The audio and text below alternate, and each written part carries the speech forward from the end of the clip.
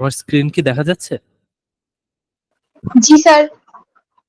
জি আচ্ছা। স্যার। জি স্যার। গত ক্লাসে তোমাদের একটা কবিতা পড়ানো হয়েছিল, তাই তো? জি স্যার। স্যার। কবিতাটা কি তোমরা বুঝতে পেরেছিলে? জি স্যার। জি স্যার। জি জি স্যার। স্যার। আচ্ছা, বলো তো চকাচকি মানে কি? চক্রবাক এক ধরনের চক্রবাক পাখি। আচ্ছা,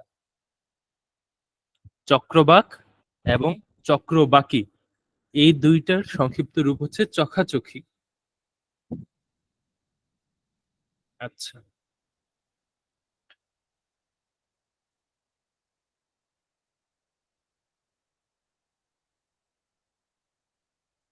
তোমাদের এই কবিতা নিয়ে আমি আর কিছু পড়াচ্ছি না, পরের কবিতা থেকে শুরু করি।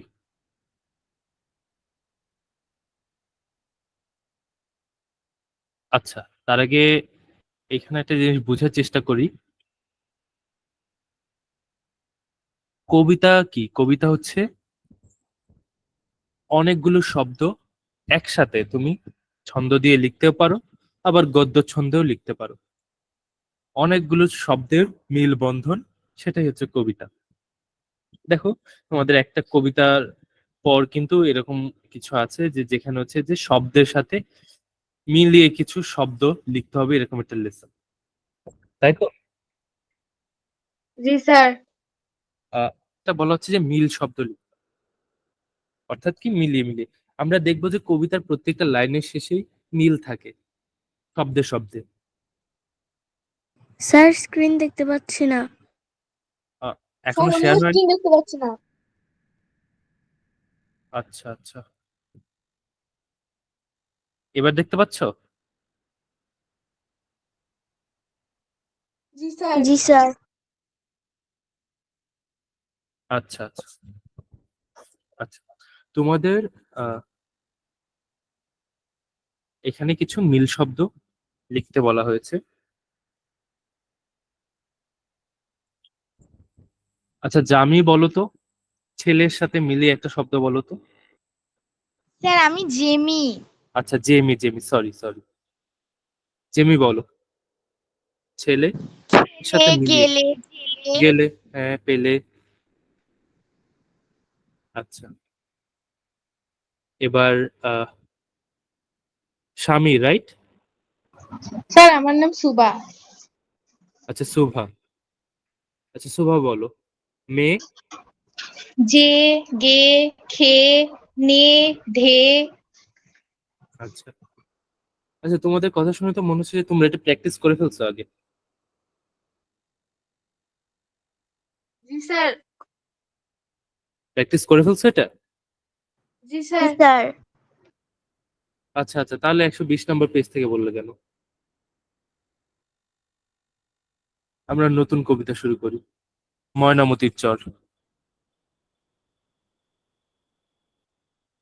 আচ্ছা, ময়নামতির চর কবিতাটা লিখেছে বন্দে আলী মিয়া। বন্দে আলী মিয়ার অনেক ভালো ভালো কবিতা আছে, ছড়া আছে, তোমরা হয়তো আগেও পড়েছো। তার মধ্যে একটা হচ্ছে ময়নামতির চর। উনি হচ্ছেন খুব সুন্দর করে গ্রামের যে চিত্রটা সেটা তুলে আনতে পারেন ওনার কবিতায়। ওনার কবিতাগুলো পড়লে গ্রামের একটা ভাব পাওয়া যায়। আচ্ছা, নুরেস্তা বেগম, তোমার ডাক নাম কি? স্যার আমি জুয়াইরিয়া। আচ্ছা, জোয়ারিয়া, আচ্ছা, সরি। জোয়ারিয়া, তুমি এই প্রথম স্তবকটা একটু পড়ে শোনাও তো। 124 নম্বর পৃষ্ঠা, ময়নামতির চর। ময়নামতির চর, বন্দে আলী মিয়া। এপারের এই বুনো ঝাউ আর ওপারের বুড়ো বট, মাঝখানে তার আগাছায় ভরা শুকনো গাঙের টট। এরই উঁচু পাড়ে নিত্যবিহানে লাঙল দিয়েছে চাষি, কুমিরের সেথা পোহাই ছিল শুয়ে শুয়ে পাশাপাশি। কুলে কুলে চলে খরশুলা মাছ, লারিকানা পালে পালে, ছো দিয়ে তার একটারে ধরে গাংচিল বসে ডালে। ছোট চেপে ধরে আছাড়ি আছাড়ি নিস্তেজ করি তাই, মুড়ো পেটি লেজ ছিঁড়ে একে একে গিলিয়া গিলিয়া খায়। আচ্ছা, এই কবিতাটা তো মনে হচ্ছে তুমি গিলে গিলে খেয়ে ফেলছো। এত দ্রুত তুমি বললা কিভাবে? তোমার কি এই কবিতাটা মুখস্থ? জি স্যার। বাহ, ভালো তো। শুনে ভালো লাগছে যে ক্লাস 7-ও তোমরা মুখস্থ করছো কবিতা। আগে আমিও কবিতা মুখস্থ করতাম, যে কবিতাটা ভালো লাগতো। এইখানে ময়নামতির চর কবিতাটায়,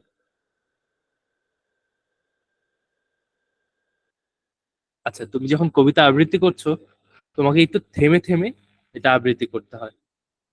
তো যখন আমাকে তো তোমার, শুধু পড়তে বললেন, আবৃত্তি তো করতে বলেন না। ও আচ্ছা আচ্ছা, আচ্ছা আমারই ভুল হয়েছে। আচ্ছা কবিতা, যখনই তোমাকে কবিতা পড়তে বলা হবে বা আবৃত্তি যেটাই বলা হোক না কেন, কবিতা দুই ভাবে করা হয়। একটা হচ্ছে আবৃত্তি করে, একটা হচ্ছে গানের তালে তালে।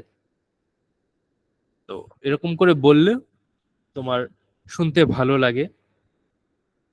আর তুমি যখন এই যে পাখির বুলির মতো দ্রুত সব বলে গেলে, তখন কিন্তু তোমার ক্লাসে যারা জয়েন করে আছে বাকিরা কিন্তু শুনে ওই ফিলটা নিতে পারলো না কবিতার। আচ্ছা, এপারের এই বুনো ঝাউ আর ওপারের বুড়ো বট, মাঝখানে তার আগাছায় ভরা শুকনো গাঙের তট। এখানে একটি নদীর কথা বলা হয়েছে। তট মানে নদীর পার, গাঙের তট মানে নদীর পার। তীর যেটাকে বলি আমরা, তট গাঙেরও হতে পারে, খালেরও হতে পারে, এমনকি সমুদ্রেরও হতে পারে। আচ্ছা, এখানে বলা হচ্ছে যে দুই পারে দুইটা সিনারিও বলা হচ্ছে, চিত্র তোমাদের সামনে তুলে ধরা হচ্ছে। এক পাশে বুনো ঝাউ, ঝাউ গাছ, আর অন্য পারে বুড়ো বট। এই দুইটা পাড়ের মাঝখানে একটা গাং বয়ে চলেছে, এবং বলছে এখানে আগাছায় ভরা গাঙের তটটা শুকনো তট। শুকনো তট কেন বলা হচ্ছে? গাং অর্থাৎ নদী যখন বয়ে চলে, নদীর দুই পাশে কিন্তু পলি জমে এবং বালি জমে। সে কারণে হচ্ছে ওই জায়গাগুলোতে ঘাস ছাড়া তেমন কোনো গাছপালা বেশি একটা দেখা যায় না। আবার অনেক ক্ষেত্রে দেখা যাচ্ছে যে নদী ভাঙনের কারণে ওই জায়গাটায় কোনো বড় ধরনের গাছ হচ্ছে না, হচ্ছে শুধু ঘাস অথবা আগাছা। সেটা এখানে বোঝানো হচ্ছে যে মাঝখানে তার আগাছায় ভরা শুকনো গাঙের তট।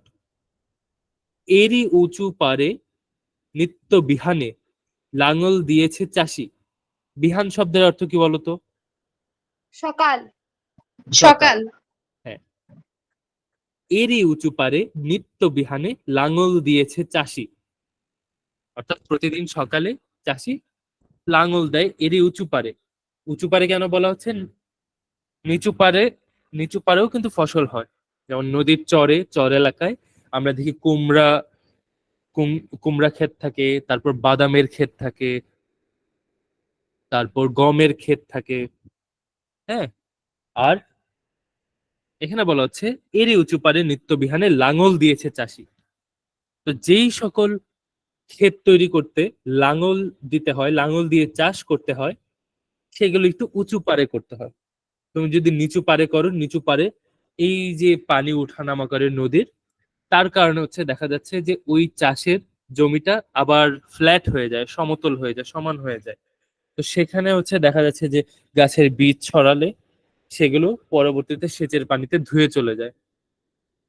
তো এই ধরনের যে সকল ফসল লাঙল দিয়ে চাষ করতে হয়, সেগুলো একটু উঁচু জমিতে, উঁচু পাড়ে চাষ করতে হয়। আর নিচু পাড়ে দেখা যাচ্ছে কি, আমরা ধরো যে চর এলাকায় যেগুলো চাষ করা হয়, ভুট্টা হতে পারে, গম, বাদাম, কুমড়া, এই ধরনের আর কি, সেগুলো একটু নিচু জমিতে, নিচু পাড়ে চাষ করা হয়। কুমিরেরা সেথা পোহাইছে রোদ, শুয়ে শুয়ে পাশাপাশি। আজকাল তো কুমির দেখা যায় না, তোমরা কি কেউ কুমির দেখেছো নদীর পাড়ে? No sir. দেখা যায় না, No, কারণটা হচ্ছে এই গ্রামের লোকজন এসব দেখলেই তেড়ে মেরে আসে মারার জন্য। হয়তো কুমির আক্রমণ করলো না, তারপরে দেখা যাচ্ছে যে পিটিয়ে কুমিরটাকে মেরে ফেললো। আবার আমাদের গাঙে কিন্তু কুমিরের থেকে বেশি দেখা যায় ঘড়িয়াল। ঘড়িয়ালের নাম শুনছো? জি স্যার। হ্যাঁ, জি স্যার। জি স্যার। ঘড়িয়ালের ঠোঁটটা কিন্তু একদম চিকন হয়, মুখটা একদম চিকন হয়, কুমিরের থেকেও চিকন। জি স্যার। তো এটা একটু নিরীহ প্রকৃতির প্রাণী, কুমির একটু হিংস্র হয়। তারপর আবার দেখা যাচ্ছে গুই সাপ। গুই সাপও অনেকেই পেটিয়ে মেরে ফেলে, অথচ গুই সাপ কিন্তু আমাদের পরিবেশের জন্য উপকারী প্রাণী। তো হয়তো বন্দে আলী মিয়া, ওনার জন্ম কত সালে? 1906 সালে। আচ্ছা, এত আগে জন্মগ্রহণ করেছে উনি। উনি হয়তো এই বিষয়গুলো দেখেছেন যে গাঙের পাড়ে কুমিরেরা রোদ পোহায় শুয়ে শুয়ে পাশাপাশি। তার মানে কি, পাশাপাশি বলা হচ্ছে তার মানে অনেকগুলা কুমির একসাথে রোদ পোহায়। নিশ্চয়ই তিনি এই দৃশ্যটা দেখেছেন। কুলে কুলে চলে খরশোলা মাছ, দাড়ি কানা পালে পালে, ছো দিয়ে তার একটারে ধরি, গাংচিল বসে ডালে। দাড়িকানা মাছের নাম, খরশোলাও মাছের নাম। তো কুলে কুলে এবং পালে পালে এদেরকে দেখা যেত আগে। তো কবি সেটাই বর্ণনা করেছেন যে এদেরকে যখনই চিল দেখে, গাংচিল দেখে, ছো করে একটাকে তুলে নিয়ে যায়। ঠোঁট চেপে ধরি আছাড়ি আছাড়ি, নিস্তেজ করি তাই। ঠোঁট চেপে ধরি অর্থাৎ মাছটাকে ঠোঁটে চেপে ধরে আছাড় দেয়। ধরো যে মাথা এদিক সেদিক নাড়াচাড়া দেয়, হ্যাঁ, সেটাকেই বলা হচ্ছে আছাড়ি আছাড়ি। তো আছাড়, আছাড় শব্দটা আমি আমি যদি সাধু ভাষায় এটা ক্রিয়াটা ধরে আনি, আছাড়িয়া, আছাড়িয়াকে সংক্ষিপ্তে এখানে আছাড়ি লেখা হয়েছে। তো মাঝে মাঝে এই ধরনের শব্দে দেখা যায় যে আছাড়ি, এরপরে ধরো যে এই শব্দের উপরে একটা ঊর্ধ্ব কমা হয় আর কি, একটা কমা দেওয়া হয় উপরে। কারণ কি, ওই যে আছাড়িয়া এই লাস্টের অংশটা বাদ করে দিল, সেই কারণ হচ্ছে যে সেটা বোঝানোর জন্য কমা দেয়া হতো। কিছু কিছু ক্ষেত্রে বর্তমানে এটা বাদ করে দেয়া হয়েছে। তো ঠোঁট চেপে ধরি আছাড়ি আছাড়ি, নিস্তেজ করি তাই। তাই শব্দের অর্থ হচ্ছে তাকে। কবিরা অনেক ক্ষেত্রে এই শব্দগুলোকে সংক্ষিপ্ত করে নেয়, ছোট করে নেয় তাদের এই ছন্দ রক্ষার স্বার্থে। মুড়ো পেটি লেজ ছিঁড়ি একে একে, গিলিয়া গিলিয়া খায়। মুড়ো মানে মাথা, পেটি মানে পেটের অংশটা, আর লেজ তো লেজই। ছিঁড়ি, এই যে দেখো, এই ছিঁড়ি যে লিখলো সেটার পূর্ণ শব্দও কিন্তু ছিড়িয়া, তো সেটাকে একটু সংক্ষিপ্তে ছিড়ি হিসেবে লিখেছে এখানে। তো মুড়ো পেটি লেজ ছিঁড়ি একে একে, গিলিয়া গিলিয়া খায়, গিলে গিলে খায়। আচ্ছা, এর পরের স্তবকটা একজন একজন পড়ো। কে পড়বা? স্যার, আমি কি? জেমি? জি স্যার। হ্যাঁ, পরের স্তবকটা পড়ো। এরই কিছু দূরে এক পাড় গরু বিছড়িছে হেথা সেথা, শিঙে মাটি মাখা দড়ি ছিঁড়ি, ষাঁড় চলে সে স্বাধীন চেতা, মাথা নিচু করে কেহবা ঝিমায় কেহবা খেতেছে ঘাস, শুয়ে শুয়ে কেউ জাবর কাটিয়া ছাড়িতাছে নিঃশ্বাস, গোচর পাখিরা ইহাদের গায়ে নির্ভয়ে চলে ফেরে, উকুন আখালু ঠোকরিয়া খায় লেজের পালক নেড়ে, বক পাখিগুলো গোচর পাখির হয়েছে অংশীদার, শালিক কেবলই করিছে ঝগড়া, কাজ কিছু নাই আর তার। স্যার, নিচেরটা পড়বো? না, নিচেরটা আরেকজন পড়ো। স্যার, আমি পড়ি। হ্যাঁ পড়ো। কে বললা? স্যার, আমি রামিসা। রামিসা, হ্যাঁ রামিসা পড়ো। নতুন চরের পলি জমিটাতে কলাই বুনেছে যারা, আগের খামারে দিতেছে তারা রাতভর পাহারা, ক্ষেতের কোনায় বাঁশ পুঁতে পুঁতে শূন্যে বেঁধেছে ঘর, বিচালি বিছাইয়ে রয়েছে সাজ্য বাঁশের রচেছে। বাখারি পর, এমন শীতেও মাঝ মাঠে তারা খড়ের মশাল জ্বালি, ঠকঠকি নেড়ে করিছে শব্দ, হাতে বাজাইছে তালি, ওপার হইতে পদ্মা সাঁতারি বন্যা বরাহ পাল, এপারে আসিয়া আখাই রুচ রুচ ভেঙে করে পয়মাল। আচ্ছা, এরই কিছু দূরে এক পাল গরু, দেখো গরু বানানে কিন্তু ওকার আছে। আগে অনেক বানানি একটু অন্যরকম ছিল, বর্তমানে অনেক কিছু চেঞ্জ হয়েছে। আগে গরু বানানটা এমনই ছিল, ওকার দিয়ে লেখা হতো গরু। এরই এরই দেখো এর, তার সাথে হ্রস্ব ইকার এরই, কিন্তু এখানে কবি একেবারে হ্রস্ব ইকারই দিয়ে দিয়েছে, হ্রস্ব ই না দিয়ে। যেমন তোমার, তোমারই। এখন তোমারই আমি হ্রস্ব ইকার দিয়ে লিখবো, কিন্তু কবি কিন্তু লিখেছেন কি, না হ্রস্ব ই দিয়ে লিখবো, কিন্তু কবি লিখেছেন হ্রস্ব ইকার দিয়ে। এরই কিছু দূরে এক পাল গরু বিচরিছে হেথা সেথা। বিচরিছে, দেখো এখানে দুইটা শব্দ একত্রে মিলিয়ে ফেলেছেন কবি। সেটা কি? সেটা হচ্ছে বিচরণ আর করিছে। বিচরণ করিছে, সেইটাকে একসাথে তিনি লিখেছেন বিচরিছে। বুঝতে পেরেছো? জি স্যার। হ্যাঁ। জি স্যার। শিঙে মাটি মাখা, দড়ি ছিঁড়ি ষাঁড়, চলে সে স্বাধীন চেতা। এরই কিছু দূরে এক পাল গরু বিচরিছে হেথা সেথা, শিঙে মাটি মাখা দড়ি ছিঁড়ি ষাঁড়, চলে সে স্বাধীন চেতা।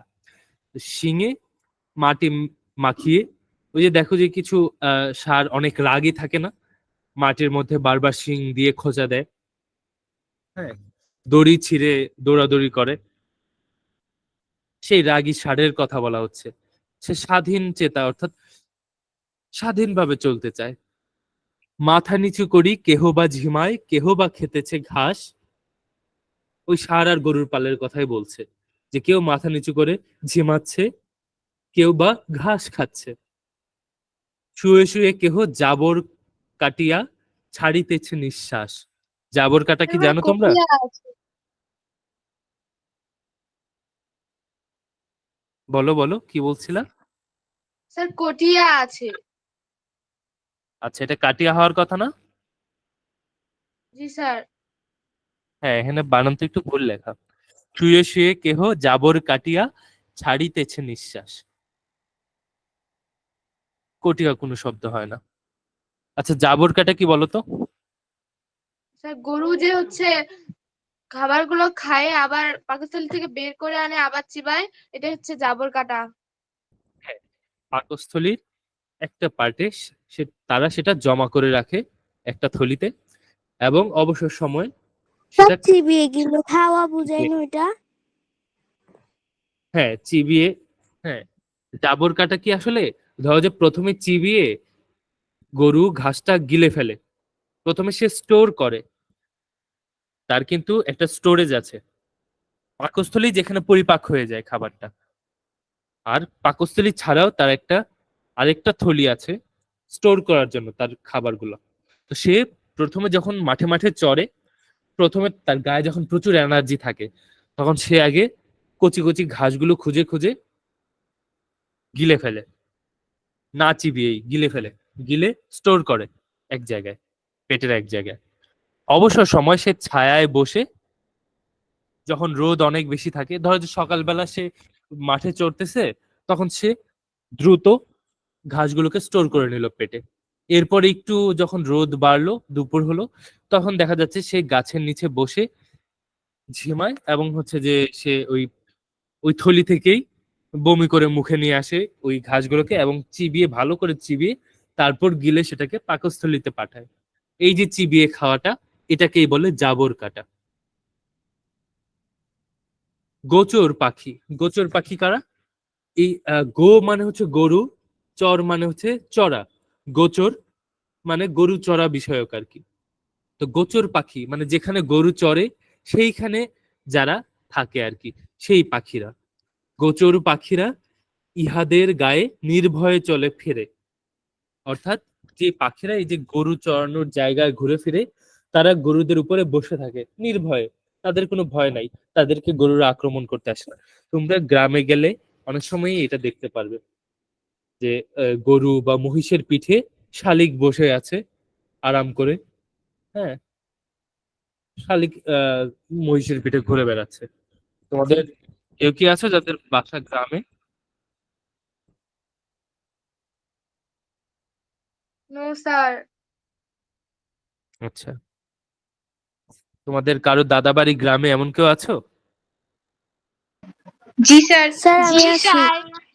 আচ্ছা, স্যার। কার কোথায়? স্যার কার বাড়ি আমার হচ্ছে কোথায়? চট্টগ্রামের বাঁশখালীতে।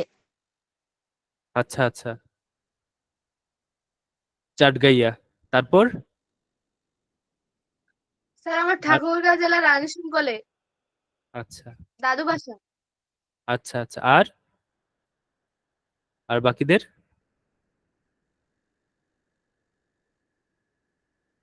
হ্যালো, স্যার আমার দাদু আর বাসা বাকিরা বিলেতে। বলো। আচ্ছা, তো এবার থেকে যখনই দাদু বাড়িতে যাবা, খুব ভালো করে খেয়াল করবা আশেপাশের দৃশ্যগুলো। গরুগুলো কিভাবে চড়ে বেড়াচ্ছে, গরুর সাথে কোন কোন পাখি চড়ে বেড়াচ্ছে, তারা কি খাচ্ছে, কোথায় চড়ছে কোথায় চড়ছে না, আশেপাশের পরিবেশ কেমন, বাড়ি ঘরগুলো কোথায়, গোয়াল ঘরটা কোন দিকে, রান্নাঘরটা কোন দিকে, থাকার ঘরটা কোন দিকে, কোন দিকে কোন ধরনের গাছ লাগানো হচ্ছে, সব বিষয় খেয়াল করতে হবে। এগুলো থেকে অনেক কিছু জানা যায়। হয়তো এখন তোমরা বুঝবে না, কিন্তু যখন বড় হবে আস্তে আস্তে এগুলো তোমাদের অনেক কাজে লাগবে। আচ্ছা, গোচর পাখিরা ইহাদের গায়ে নির্ভয়ে চলে ফেরে, উকুন আঠালু ঠোকরিয়া খায়, লেজের পালক নেড়ে। অর্থাৎ উকুন ঠোকর দিয়ে খায় তারা। বক পাখিগুলো গোচর পাখির হয়েছে অংশীদার, শালিক কেবলই করেছে ঝগড়া, কাজ কিছু নাই তার। তো দেখবা যে ওই যে চরের আশেপাশে চড়ে বেড়ায় গরু ঘোড়া মহিষ, এদের গায়ে গায়ে ওই গোচর পাখিরাও ঘুরে বেড়ায়। এবং দেখবে যে শালিক পাখি শুধু একজন আরেকজনের সাথে কিচিরমিচির কিচিরমিচির করতেছে, অর্থাৎ ওইটাকে কবি বলার চেষ্টা করেছেন যে ঝগড়া করছে। নতুন চরের পলি জমিটাতে কলাই বুনেছে যারা। কলাই গাছ, ওই যে চর এলাকায় কলাই গাছ এক ধরনের ফসল, সেটা বোনা হয়। তোমাদের কারো বাড়ি কি আহ চর এলাকার আশেপাশে এরকম আছে, নদীর চরে? থাকলে হয়তো তোমরা দেখতে পারবে যে এরকম কলাই গাছ বনে অথবা বাদাম গাছ বনে। যেমন আমার দাদু বাড়ি হচ্ছে ব্রহ্মপুত্রের পাড়ে, তো সেখানে আমি ছোটবেলায় দেখেছি, এখনো দেখি বাদাম গাছ বনে। যখন একটা বাদাম গাছ টুক করে তুলি, দেখি যে মাটির নিচে 10-12টা এরকম ঝুলে আছে বাদাম, সেখান থেকে নিয়ে খেয়ে ফেলি টুক করে। এরপরে কলাই, কলাই কাঁচাও খাওয়া যায় মাঝে মাঝে। দেখা যায় যে ওই চরের আশেপাশে দিয়ে যারা মাছ ধরতে যায়, ওই একটা কলাই গাছ তুলে নিয়ে আসে, তো মাছ ধরার সাথে সাথে তারা ওই কলাই ফেটি ফুটে ফুটে তারপর খায়। তো নতুন চরের পলি জমিটাতে কলাই বুনেছে যারা, আখের খামারে দিতেছে তারাই রাতভর পাহারা। আখ, আখের আখও এই চর এলাকাতেই অনেক বেশি হয়। দেখো কবি কিন্তু বেছে বেছে চর এলাকার ফসলগুলোই তুলে আনছে। আখের খামারে এরাই রাতভর পাহারা দিচ্ছে। কেন পাহারা দিচ্ছে? ক্ষেতের কোনায় বাঁশ পুঁতে পুঁতে শূন্যে বেঁধেছে ঘর, বিচালি বিছায়ে রচেছে শয্যা, বাঁশের বাখারি পর। আচ্ছা, শয্যা মানে হচ্ছে স- বিছানা। বিছানা পেতেছে কোথায়? ওই বাঁশ পুঁতে পুঁতে খেতে। একটু উঁচু করে একটা ঘর বানিয়েছে তারা, যেটা ধরো যে সিঁড়ি দিয়ে উঠতে হয়। তো এরকম একটা জায়গা এটা উঁচু করে রাখার কারণ কি? ওই শেষে বলেছে বরাহের কথা, বরাহ মানে শুকর, এই শুকররা হামলা করে, তো তারা রাতে পাহারা দেয় সেই উঁচু ঘরটায় বসে। সেই উঁচু ঘরে যে বাখারি, বাখারি মানে হচ্ছে পাটাতন, বাঁশের, ধরো যে অনেকগুলা বাঁশ একসাথে পাশে পাশে বসিয়ে একটা ফ্লোরের মতো বানানো হয়, সেইটার উপরে বলা হচ্ছে কি দেয়, বিচালি। বিচালি হচ্ছে খড়, খড় বিছিয়ে ওই সজ্জা অর্থাৎ বিছানা বানায় তারা। বিছানা বানায়, সেখানে রাতভর মশাল জ্বালিয়ে, খড়ের মশাল জ্বালিয়ে সেখানে পাহারা দেয়। এমন শীতেও মাঝ মাঠে তারা খড়ের মশাল জ্বালি, শীতের বেলার কথা বলছে, খড়ের মশাল জেলে ঠকঠকি নেড়ে করিছে শব্দ, হাতে বাজাইছে চালি। আচ্ছা, ঠকঠকি কি? চকমকি পাথর। চকমকি পাথর কি তোমরা দেখেছো?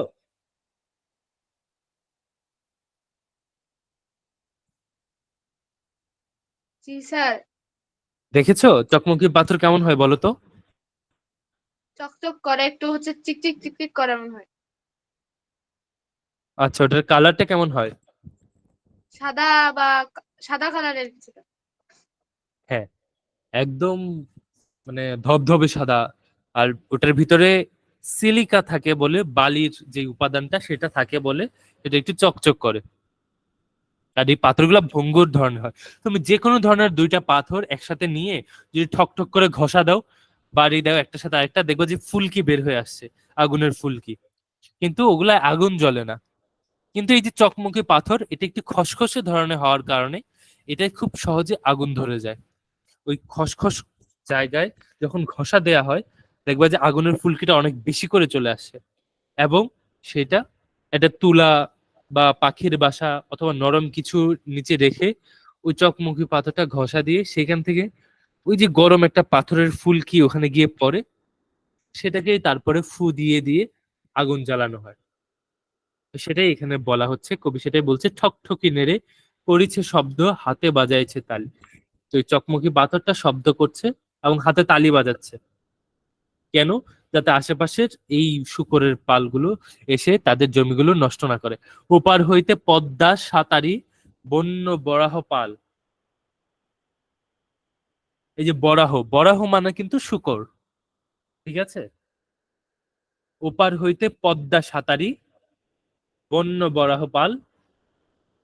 সাতারি, এই যে দেখো, সাঁতারি শব্দটাও কিন্তু দুইটা শব্দ মিলে, অর্থাৎ সাঁতার করি, করিয়া, অথবা সাঁতার করে, সেই দুইটা শব্দকে একসাথে মিলে সাঁতারি শব্দ হয়ে গেল, এটা নতুন শব্দ।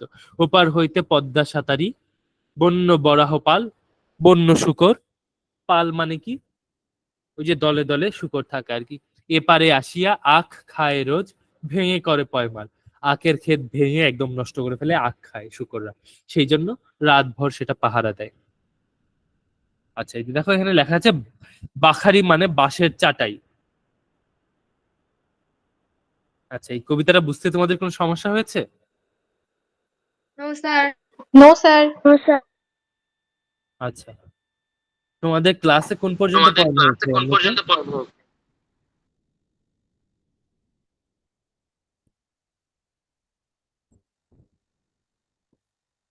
হ্যালো,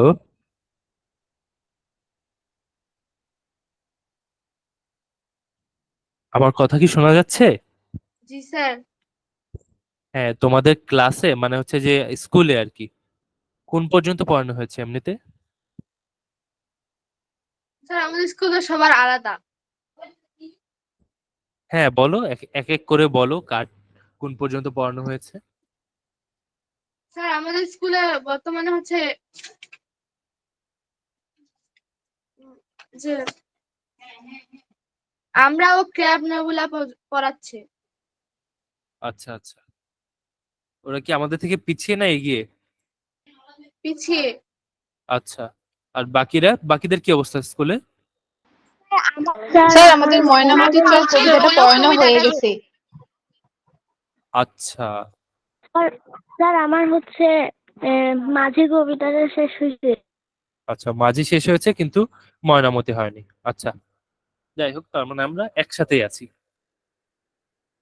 যে কবিতা অনেক সময় শব্দের চেহারা কিছু পরিবর্তন হয়, এই দেখো মাঝখানে কিন্তু আমি অনেকগুলো শব্দ বলেছি যেগুলো হচ্ছে যে একটু চেঞ্জ হয়ে এসছে, ঠিক আছে? সেগুলো দেখো এখানে বর্ণনা করা হচ্ছে। বিহানে, সকালে। বিহান কিন্তু অন্য জায়গায় একটু অন্যরকম ভাবে বলা হয়, যেমন আহ ময়মনসিং বা কিশোরগঞ্জ এই এলাকাগুলোর দিকে বিহানকে আঞ্চলিক ভাষায় বলা হয় বেন্যা বেলা। হ্যাঁ, বিহান বেন্যা, এরকম আর কি। আচ্ছা, যাই হোক, এরপরে ধরি, ধরে, প্রমিত রূপ আর কবিতায় ব্যবহৃত রূপ, যেটা লেখা হচ্ছে। আছাড়ি, আছাড় মেরে, তাই সেটাকে, ছিঁড়ি, ছিঁড়ে, বিচরিছে, বিচরণ করছে, হেথা সেথা, এখানে সেখানে, কেহ কেউ, খেতেছে, খাচ্ছে, ঠোকরিয়া, ঠোকর মেরে, রচেছে, রচনা করছে, পর, উপর। দেখো এই উপর শব্দটার সংক্ষিপ্ত রূপ পর। এই পরের আগে, পরের আগে উপর দিকে একটা কমা বসানো হয় সাধারণত। ওইটা কারণ ওই যে একটা অংশ লুপ্ত হয়ে গেছে, লোপ পেয়ে গেছে, সেই কারণ হচ্ছে এরকম ওইটাকে বোঝানোর জন্য হচ্ছে উপরে একটা মাত্র, এই যে এখানে যেরকম একটা কমা দেয়া, এরকম একটা মাত্র কমা দেয়া হতো। যেমন উপরকে পর হয়ে গেল, তারপর এরকম আরো অনেক আছে, যেমন ধরিয়া ধরি হয়ে গেল, কিন্তু এখানে সেটা দেখানো হয়নি। তোমাদের জানার জন্য বলে রাখলাম আর কি। আচ্ছা, কবিতাকে গদ্যে রূপান্তর, অর্থাৎ এই যে আমি এতক্ষণ কথা বললাম, আমি কিন্তু আসলে গদ্যে রূপান্তর করেই বললাম। তো এইখানে হচ্ছে কবিতাটা ছন্দে লেখা, আর আমি তোমাদেরকে সেটা বুঝিয়ে এটা প্যারাগ্রাফের মতো করে বললাম, প্যাসেজের মতো করে বললাম, অনুচ্ছেদের মতো করে বললাম। এটাই আসলে কবিতাকে গদ্যে রূপান্তর। এরকম করতে গেলে তুমি হচ্ছে যে নিজে যা বুঝো সেটাই আর কি এখানে লিখে দিতে হয়। তো সেটার জন্য প্রথমে তোমার শব্দের অর্থ বুঝতে হবে, এরপরে কবিতার ভাব বুঝতে হবে, এবং এরপর হচ্ছে তুমি নিজের মতো সেটার মধ্যে কিছু অ্যাড করে লিখতে পারবে। আচ্ছা, এরপরে আমরা পরবর্তী কবিতায় চলে যাই। এই কবি এবং কবির জন্মসাল, কোথায় জন্মগ্রহণ করেছে, কি কি কবিতা লিখেছে, কবিতার বইয়ের নাম, এগুলো মনে রাখার চেষ্টা করবো। আচ্ছা, এটা হচ্ছে নোলক। খুবই সুন্দর একটা কবিতা, আল মাহমুদের সবগুলো কবিতাই সুন্দর। আচ্ছা, কে কে আছো?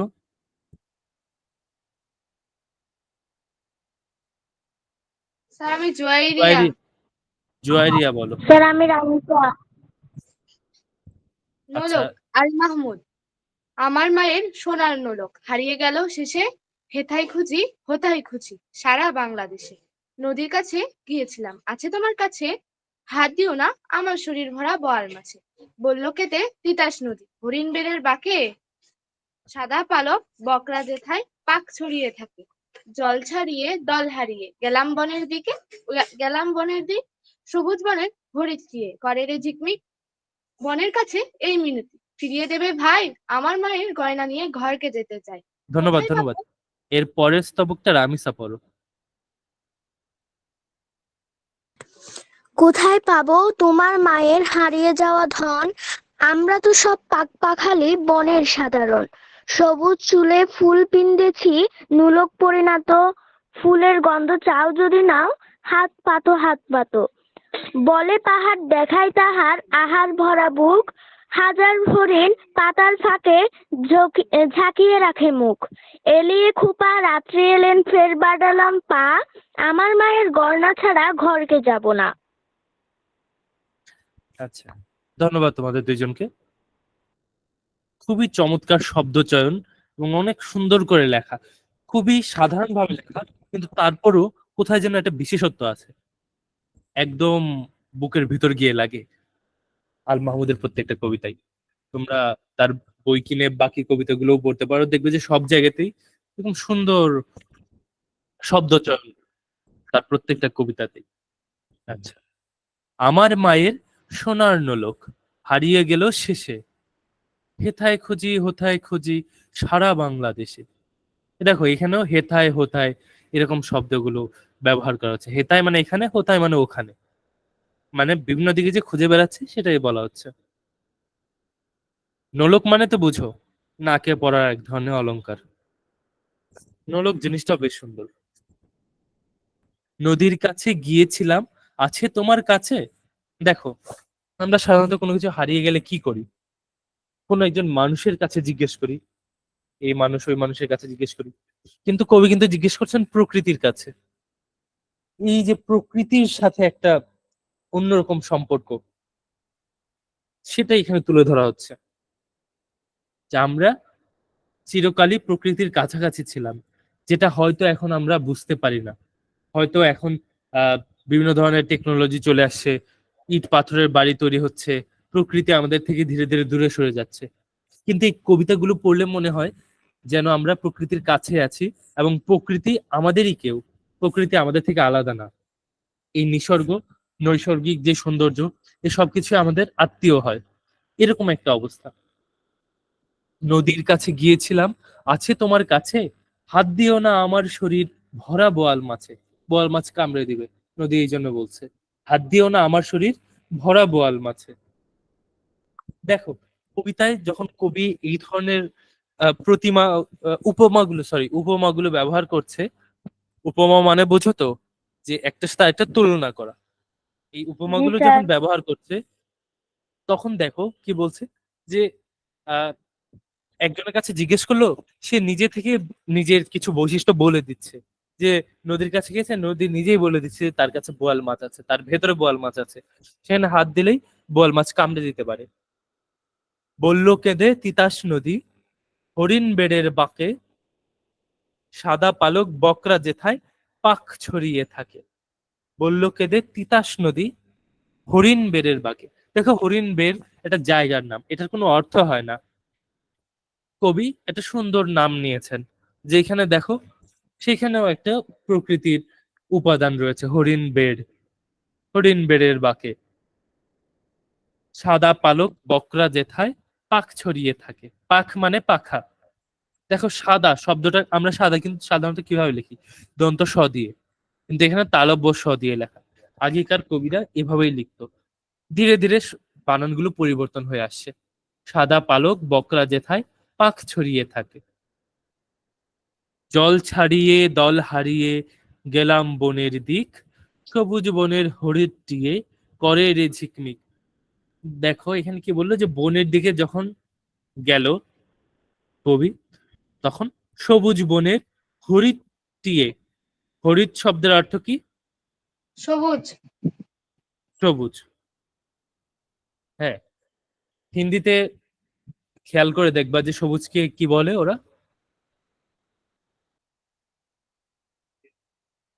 পিলা রং বলে না?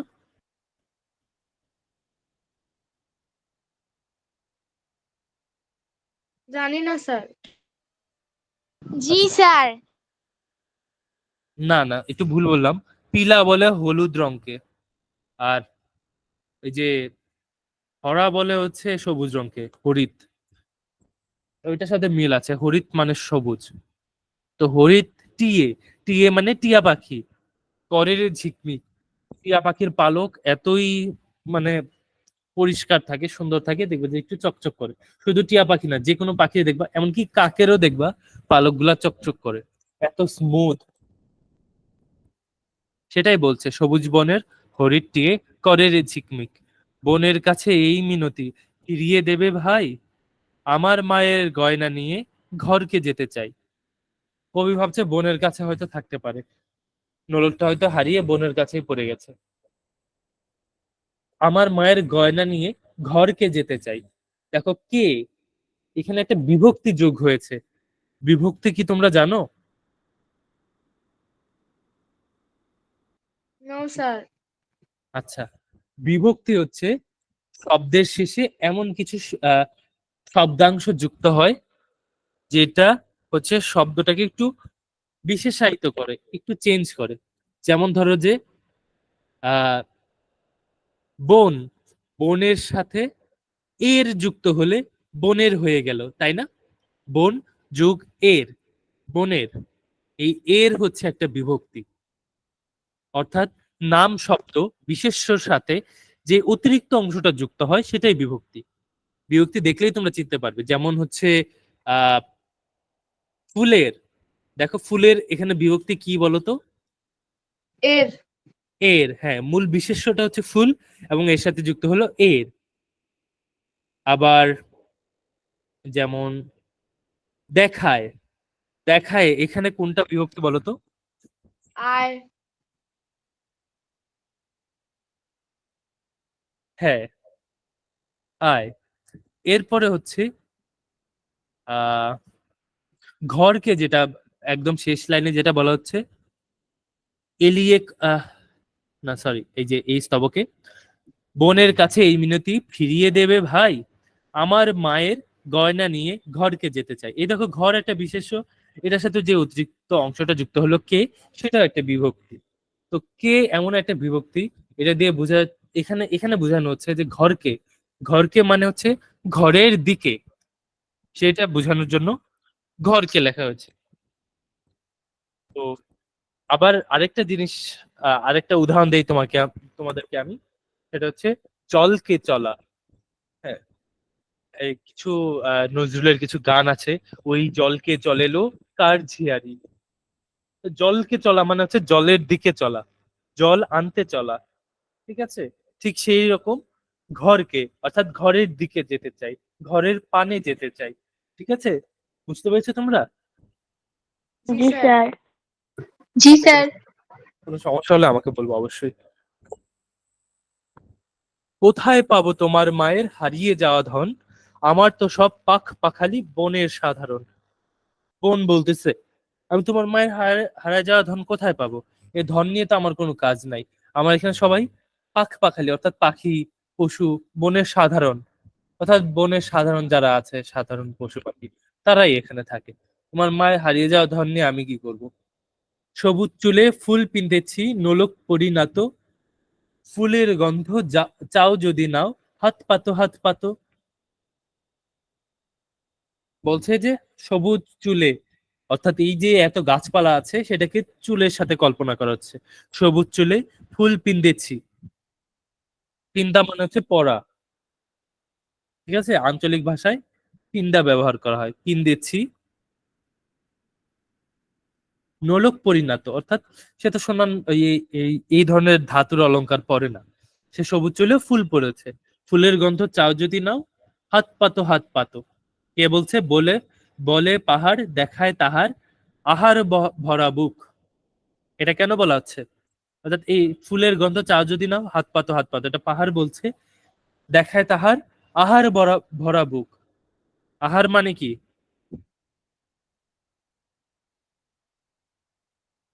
আহার মানে কি রামিসা? খাবার স্যার খাওয়া। পাহাড়। আহার, আহার। খাবার। হ্যাঁ স্যার, খাবার। খাবার, হ্যাঁ খাবার। কেন বলছে? কারণ পাহাড়ে এত পরিমাণে ফল ফলাদির গাছ আছে, সেগুলো অনায়াসে খেতে পারবে। তো সেটাই বলছে পাহাড়। বলে পাহাড় দেখায় তাহার আহার ভরা বুক, হাজার হরিণ পাতার ফাঁকে বাঁকিয়ে রাখে মুখ। হরিণের কথা বলছে, যে এই যে বনে বনে প্রচুর হরিণ থাকে, পাতার ফাঁকে ফাঁকে তারা মুখ ঢেকে রাখে, মুখ আড়াল করে রাখে, বাঁকা করে রাখে, সেটাই বলা হচ্ছে বাঁকিয়ে রাখে মুখ। এলিয়ে খোঁপা রাত্রি এলেন, ফের বাড়ালাম পা, আমার মায়ের গয়না ছাড়া ঘরকে যাব না। দেখো, এলিয়ে খোপা কেন বলা হচ্ছে? এই যে রাত আসে, অন্ধকার আসে, এই অন্ধকারটা খুব কালো হয়, কালো রাত চলে আসে, তো এই কালো অন্ধকারকে চুলের খোপার সাথে তুলনা করা হচ্ছে। এলিয়ে খোপা রাত্রি এলেন, ফের বাড়ালাম পা, আমার মায়ের গয়না ছাড়া ঘরকে যাব না। সুন্দর একটা কবিতা। আচ্ছা, এই কবিতা বুঝতে কি তোমাদের কোনো সমস্যা হয়েছে? No sir. আচ্ছা, স্যার। নো দেখো স্যার। এখানে তালে তালে পড়ার বিষয়টা আসছে।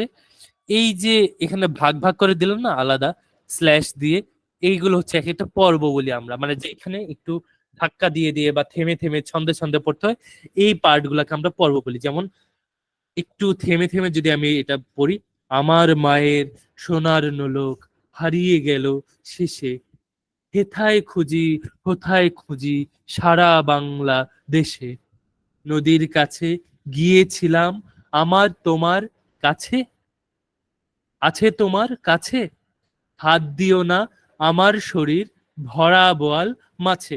এই দেখো, এইভাবে ভাগ ভাগ করে যেটা পড়া, এই প্রত্যেকটা জায়গা জিনিসকে এক একটা পর্ব বলে। এই পর্বে দেখো প্রচুর মিল আছে। ধরো যে আমরা তো দেখছি যে ছন্দে ছন্দে কবিতাটা রচনা করে বলছে কবি, আসলে কিন্তু এটার পিছনেও একটা অঙ্ক আছে, ম্যাথ আছে, ম্যাথমেটিক্যাল জিনিস আছে। এই যে এখানে প্রত্যেকটা জায়গায় মাত্রা বলা হয়, এগুলোকে মাত্রা গুনে গুনে তারপর হচ্ছে প্রত্যেকটা চরণ মিলানো হয়। প্রত্যেকটা চরণে মাত্রা সমান থাকে, মাত্রা সংখ্যা, এবং প্রত্যেকটা পর্বে মাত্রা সংখ্যা সমান থাকে। এটা হয়তো তোমরা এই ক্লাসে বুঝবে না, আর একটা কথা পরবর্তী। বলবো হ্যাঁ বলো।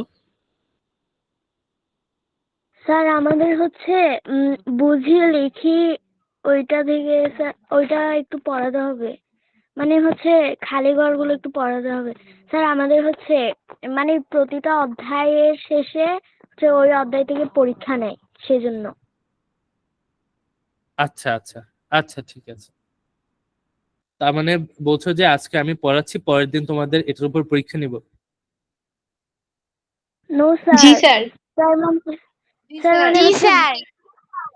বুঝে লিখে ওইটা একটু পড়ালেই হবে, মানে ওইটা ভালোভাবে মানে লেখা থেকে শুরু করে ওইটা আর কি। আচ্ছা হ্যাঁ, সেটা বুঝাবো অবশ্যই, কিন্তু নেক্সট ক্লাসে পরীক্ষা নিব কিনা কে একজন না বললা শুনলাম, নিব নাকি নিব না? স্যার স্যার নিয়ে নেন। নিয়েন। নিবেন। আচ্ছা ঠিক আছে। আচ্ছা এটাই যাচ্ছি আমি, তার আগে যেটা শুরু করেছিলাম সেটা শেষ করি। তো এইখানে প্রত্যেকটা এই যে ছন্দগুলো মেলানো হচ্ছে, সেটা হচ্ছে পরবর্তী ক্লাসে তোমাদেরকে আরো ডিটেলে শেখানো হবে। তোমাদের ছন্দের আলাদা চ্যাপ্টারই থাকে, সেগুলোই তোমরা কবিতা লেখা শিখতে পারবে। তোমরা নিজেরাও মাঝে মাঝে ট্রাই করবে এভাবে কবিতা লেখা যায় কিনা। আচ্ছা, তো কবিতার কিছু বৈশিষ্ট্য থাকে, তোমাদের এইখানে বলা হচ্ছে যে আহ আচ্ছা, তোমাদের খুব সম্ভবত ক্লাস টাইম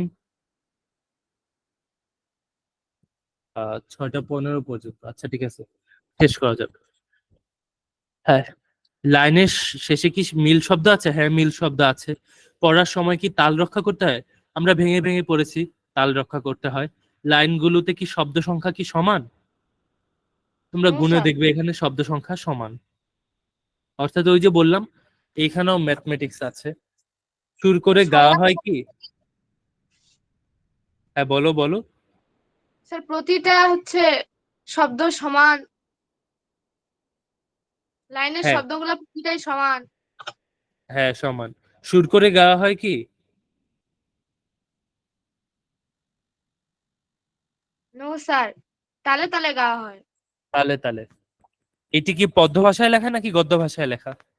স্যার পদ্য ভাষায় লেখা। পদ্য ভাষায় লেখা। হ্যাঁ, তোমরা এটাও হয়তো অনেকে পড়েছো যে গদ্য ছন্দে অনেক কবিতা আছে, অর্থাৎ লাস্টে মিল শব্দ থাকে না, কিন্তু সেগুলো কবিতা। গদ্য ছন্দ বলে সেটাকে। কিন্তু এটা কিন্তু গদ্য, তারপরেও সেটা গদ্য ভাষা না। গদ্য ভাষা হচ্ছে তুমি এটা অনুচ্ছেদ বা রচনার মতো করে লিখলো, সেটা। এখানে কি কোনো কাহিনী পাওয়া যায়? হ্যাঁ কাহিনী পাওয়া যায়। এখানে কোনো চরিত্র আছে কি? প্রচুর চরিত্র আছে এখানে। এখানে কোনো বিষয় নিয়ে, হ্যাঁ বলো। চরিত্র তো সংলাপে থাকে। আচ্ছা চরিত্র সংলাপে থাকে, কিন্তু এখানে তো আমরা ক্যারেক্টার দেখতে পাচ্ছি আলাদা। এই যে বন, তারপর পাহাড়, যারা কথা বলছে,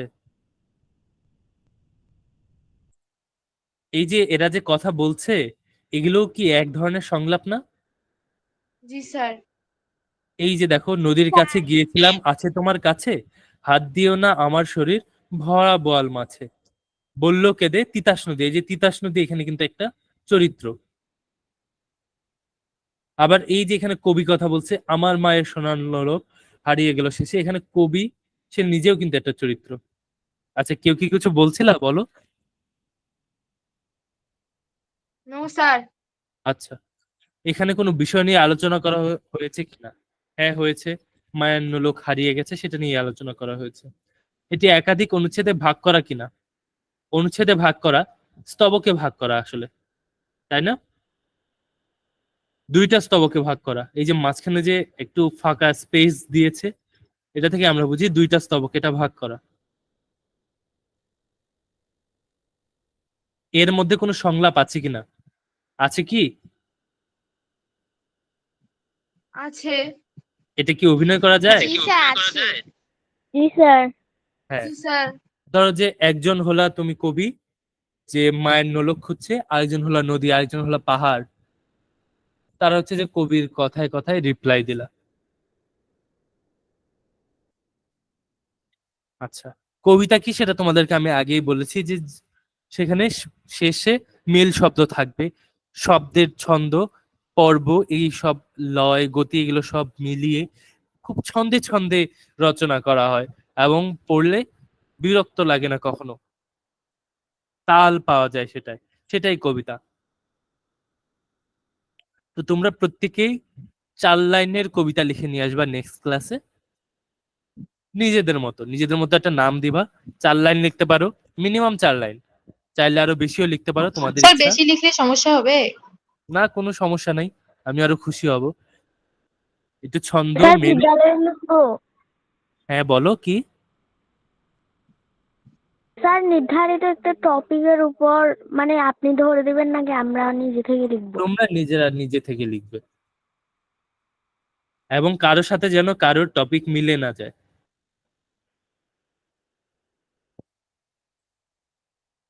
আচ্ছা, কবিতার বৈশিষ্ট্য, এই বৈশিষ্ট্যগুলো আছে কিনা এগুলো পরবর্তীতে আমরা যাচাই করব। তার আগে একজন বললা যে ব্যাখ্যা করা জিনিসগুলো দেখাতে। আচ্ছা, বুঝে লিখি। নোলক কবিতাটি পড়ে কি বুঝতে পারলে তার নিচে লেখো।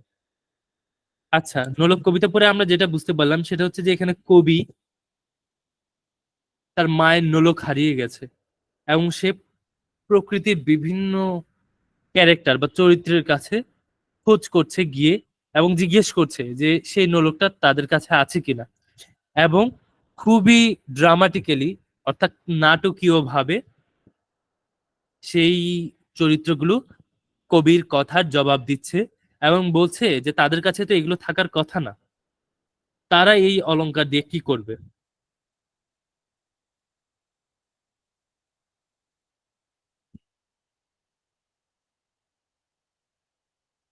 আর জীবনের সঙ্গে সম্পর্ক খুঁজি যেটা, সেই ক্ষেত্রে কিন্তু এটা আমি আগেই কবিতায় বলে দিয়েছি যে তোমার জীবনের চারপাশে কোনো মিল খুঁজে পাও কিনা কিংবা কোনো সম্পর্ক খুঁজে পাও কিনা তার নিচে লেখো।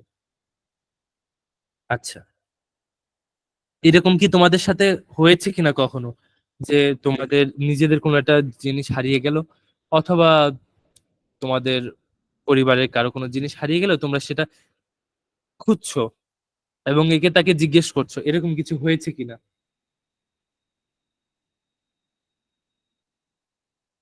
আসলে এখানে মিল বা সম্পর্ক বলতে একটু অন্যভাবে বোঝানো হচ্ছে যে কবিতায় কবি যে এই যে কোনো একটা জিনিসকে খোঁজার ছলে প্রকৃতির কাছে চলে যাচ্ছে, ঠিক আছে, প্রকৃতির মাঝে হারিয়ে যাচ্ছে, এবং প্রকৃতি বলছে যে এই সামান্য অলংকারে তো আমার কোনো কাজ নেই, আমার কাছে অলরেডি অনেক ধন সম্পত্তি আছে। সেই ধনগুলা কি? সেই ধনগুলো হচ্ছে আমার পাখি, পশু, এই যে এত ফল ফলাদি, তারপর নদীর পানি, মাছ, এগুলোই আমার সম্পদ। আমি নোলক নিয়ে কি করব? এইখানে নাটকীয় ভাবেই কিন্তু কবি এটাও বোঝাতে চেয়েছেন যে আমাদের কাছে যে সম্পদগুলো আছে প্রকৃতির কাছে তার চেয়েও বেশি সম্পদ আছে। আমরা অনেক সময় ভুল মনে করি আসলে প্রকৃতির কাছে কিছুই নেই, আমরাই নিজেরা তৈরি করছি, এবং দেখা যাচ্ছে যে গাছপালা কেটে কেটে প্রকৃতি ধ্বংস করে আমরা ভাবছি যে আমরা হয়তো নিজেদের ধন সম্পত্তি বাড়াচ্ছি। আসলে বিষয়টা এমন না, আসলে প্রকৃতির কাছে যে ধন আছে সেটা আমাদের থেকে আরো বেশি মূল্যবান। তো নেক্সট দিন হচ্ছে যে এই যে বুঝিয়ে লেখার পার্টগুলো তোমরা নিজেদের মতো করে একটা বানিয়ে রাখবে এবং আমি তোমাদের কাছে জিজ্ঞেস করব এবং তোমরা সেগুলো বলবে আমাকে, ঠিক আছে? নেক্সট ক্লাসে আমি কোনো পরীক্ষা নিব না, তোমরা এই কবিতা লিখবে এবং বুঝিয়ে লেখার পার্টটুকু তোমরা নিজেরা লিখবে এবং এখানে বলবে, ঠিক আছে? আচ্ছা স্যার। ঠিক স্যার আছে, আজকে স্কুলে স্যার পাঠিয়ে দেবো? কি বলছো? স্কুলে অ্যাপে কি পাঠিয়ে দেবো? হ্যাঁ, পাঠাতে পারো, পাঠাতে পারো, অথবা পাঠিয়ে রাখো, তারপর আমি হচ্ছে যে ক্লাসে এসে এক একজনকে জিজ্ঞেস করবো, নিজে বলবা। আর পাঠিয়ে রাখো যাতে আমি বানানটা চেক করতে পারি বানানে তোমাদের ভুল আছে কিনা। আজকের ক্লাস এই পর্যন্তই, পরবর্তী ক্লাসে আবার দেখা হবে।